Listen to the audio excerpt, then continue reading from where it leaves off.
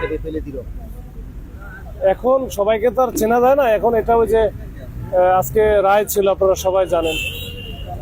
ওই রায়কে কেন্দ্র করেই এখানকার যারা স্থানীয় জনসাধারণ আছে, তো তারাই মূলত ওই যে ঢাকা চট্টগ্রাম যে হাইওয়ে যেটা আছে, হাইওয়ের পাশে কিছু কিছু জায়গায় বিক্ষিপ্ত হবে, তারা রাস্তার পাশে গাছকে কেটে রাস্তা বন্ধ করে দেয়।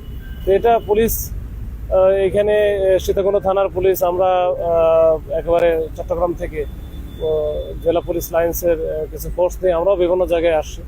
তো আসার পরে এরা যখন আমাদের পুলিশের উপস্থিতি বেশি দেখেছে, তখন কিন্তু এরা চলে গেছে। কিন্তু গাছগুলো থাকার কারণে এটা তো একটু সরানোর একটু সময় লেগেছে, তখন এটা তো অনেক বড় বড় গাছ।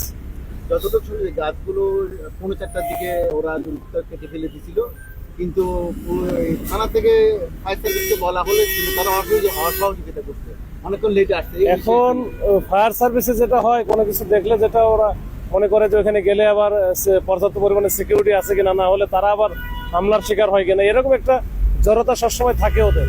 তো ওইটার জন্য মানে সময়টা লাগছে। যখন আমরা সেন্ট্রালি আবার যোগাযোগ করার চেষ্টা করেছি, তখন কিন্তু চলে আসে। একজন প্রবাসী মনে হয় এখানে জ্যামজটে পড়ছে, ওনার 6টাই ফ্লাইট। উনি সামাজিক যোগাযোগের ভিডিও করে বললো এমন এমন দেশে জন্ম নেওয়াটাই পাপ, মানে ও 6টার দিকে ফ্লাইট ছিল, আদৌ কেউ যেতে পারছে কিনা এটা জানি না, কিন্তু ওনার খুব খুব প্রকাশ। এটা ভিন্ন বিষয়। অ্যাক্সিডেন্ট হলে তো এরকম হয়, এরকম তো একদিন হয়তো বা হয়েছে, এটা তো আর প্রতিদিন হচ্ছে না। এই জিনিসগুলো বলা যারা বলতেছে, এটাও আমার মনে হয় অতিরঞ্জিত করা। এখন দু একটা অ্যাক্সিডেন্টও যদি হয়, সেক্ষেত্রে তো একটা রাস্তা তো দুর্ঘটনা ঘটতেই পারে বা কিছুটা হতেই পারে। সেক্ষেত্রে কি আমার জন্ম নেওয়াটাই পাপ, এরকম কথাবার্তা বলা যায়?